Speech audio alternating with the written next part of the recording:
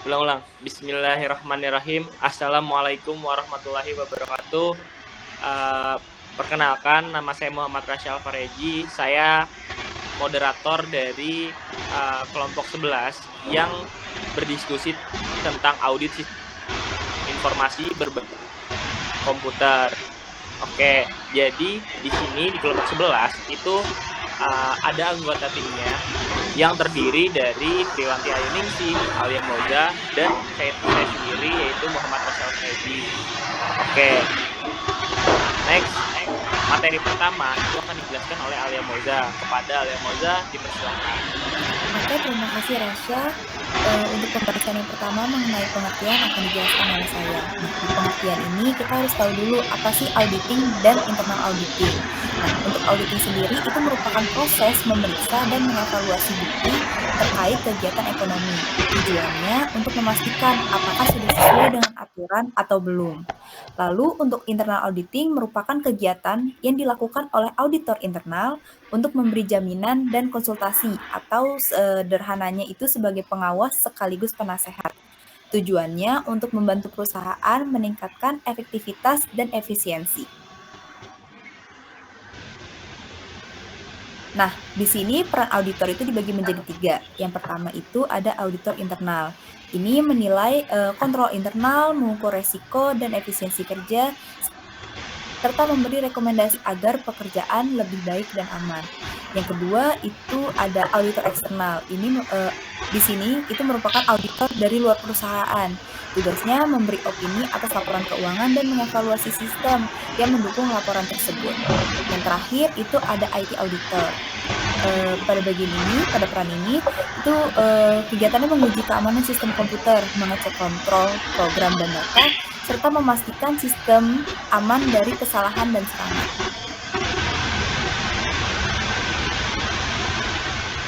Selanjutnya ada jenis-jenis dari audit. Yang pertama itu ada audit keuangan. Di sini kegiatannya mengevaluasi laporan perusahaan. Tujuannya menilai apakah laporan tersebut benar dan dapat dipercaya. Lalu ada audit operasional. Di sini mengecek apakah kegiatan operasional perusahaan sudah efisien dan efektif atau belum. Lalu ada audit pengendalian internal. Ini menilai apakah kontrol internal dan sistem informasi sudah aman dan berfungsi dengan baik atau tidak. Lalu yang keempat ada audit kepatuhan. Ini mengecek apakah perusahaan sudah patuh pada aturan, hukum, atau kebijakan. Lalu yang terakhir ada audit investigatif. Ini dilakukan saat ada dugaan kecurangan atau penyimpangan. Lalu selanjutnya mengenai proses akan dilanjutkan oleh Priwanti Ayu. Baik, di sini saya akan melanjutkan tentang proses audit. Yang pertama, slide ini tuh akan menjelaskan bagaimana proses audit berjalan sesuai secara umumnya, mulai dari perencanaan sampai penyampaian hasil. Yang pertama adalah perencanaan audit atau audit planning. Pada tahap pertama ini, itu auditor itu menentukan ruang lingkup, tujuan audit, membentuk tim, memahami bisnis klien, serta menentukan strategi audit yang akan digunakan. Kemudian ada pengumpulan bukti audit. Jadi setelah planning itu jelas, auditor itu mengumpulkan bukti dengan metode seperti observasi, wawancara, peninjauan dokumen, vouching, konfirmasi, reperformance, dan prosedur analisis. Kemudian ada evaluasi. Jadi bukti-bukti yang sudah terkumpul itu kemudian itu dievaluasi berdasarkan materialitas, kayak ada kualitas bukti dan kecukupannya untuk memberikan reasonable assurance. Kemudian ada komunikasi hasil. Jadi pada tahap akhir itu, auditor itu menyampaikan laporan yang isinya itu ada temuan, risiko, dan rekomendasi. Biasanya juga ini dilakukan sebagai tindak lanjut setelah laporan diterbitkan. Setelah memahami prosesnya, selanjutnya kita masuk ke teknik-teknik audit basis sistem informasi. Next slide. Oke. Yang pertama ada Integrated Test Facility, yang mana auditor itu membuat entitas dummy untuk menguji apakah transaksi yang diproses itu sesuai SOP atau enggak sih, kayak gitu. Kemudian ada snapshot teknik. Jadi sistem menangkap foto yaitu yaitu sistem menangkap foto atas kondisi data-data saat transaksi berlangsung sehingga auditor itu bisa mengikuti alurnya. Kemudian ada System Control Audit Review File. Ini tuh kayak file khusus yang secara otomatis mencatat aktivitas penting atau aktivitas yang mencurigakan. Selanjutnya ada audit hooks, itu potongan kode-kode yang memberikan alarm jika ada transaksi yang tidak wajar. Selanjutnya ada continuous and intermediate simulation, itu kayak modul simulasi yang memeriksa transaksi secara terus-menerus dan berkala, jadi sesuai dengan metode yang dilakukan di perusahaan itu, kayak gitu. Kemudian kita masuk ke sifat pengauditan dalam tahap perencanaan audit. Oke, di slide sebelumnya sudah dijelaskan tentang tahapannya. Itu pertama ada perencanaan atau planning kan. Tahap ini tuh sangat penting karena auditor itu harus menentukan area mana dulu, kayak lingkup mana dulu yang paling beresiko, yang paling penting kayak gitu. Perencanaan audit dilakukan supaya pekerjaan auditor itu lebih jelas gitu. Auditor memetakan bagian mana dulu yang rawan salah saji, sehingga bisa fokus ke area yang paling penting terlebih dahulu. Di sini juga ada 3 risiko jenis audit. 3 jenis risiko audit itu ada risiko bawaan. Risiko ini adalah risiko alami dari suatu akun atau transaksi sebelum ada pengendalian apapun. Jadi kayak akun yang kompleks, bernilai besar, atau rawan manipulasi itu biasanya itu punya risiko bawaan yang sangat tinggi. Contohnya ada kas atau persediaan karena rawan dicuri atau salah pencatatan.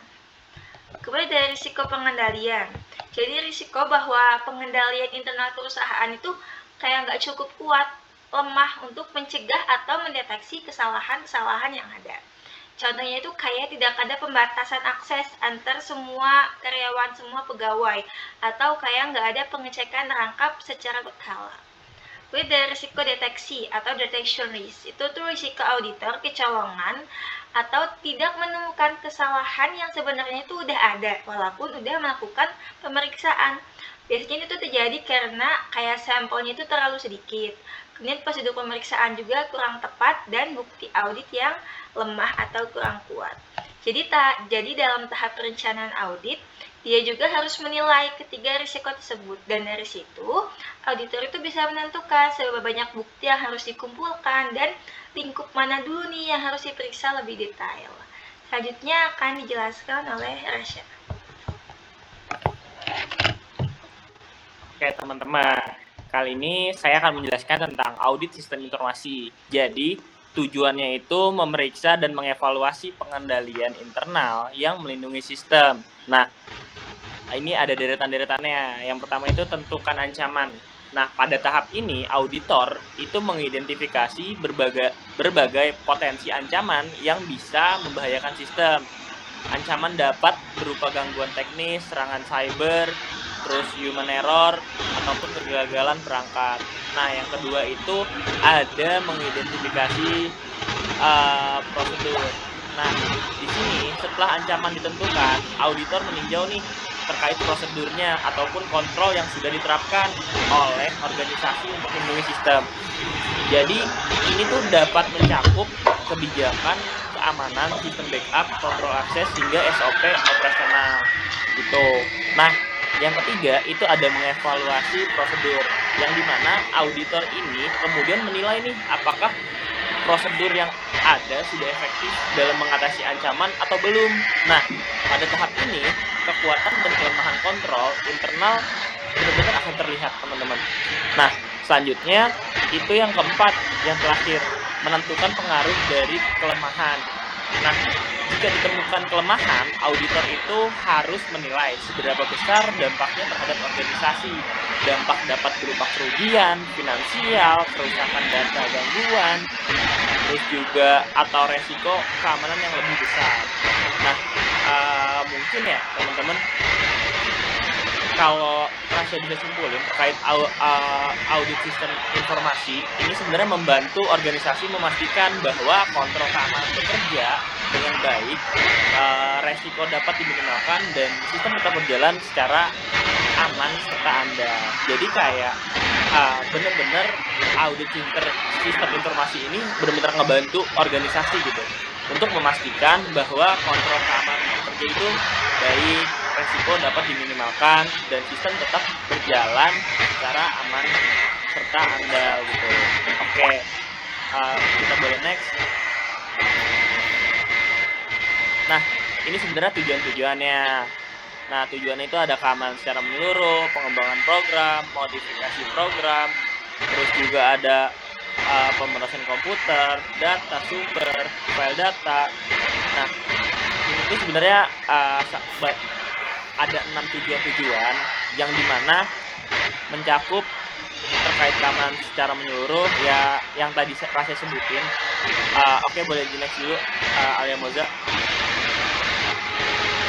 Nah, di sini itu ada software yang dimana terbagi menjadi dua, general audit software sama spreadsheet application, yang dimana general audit software ini itu ada 5, yaitu ACL, IDEA, SAS, SE, SA, Sesam, terus ada Artubus Analyzer.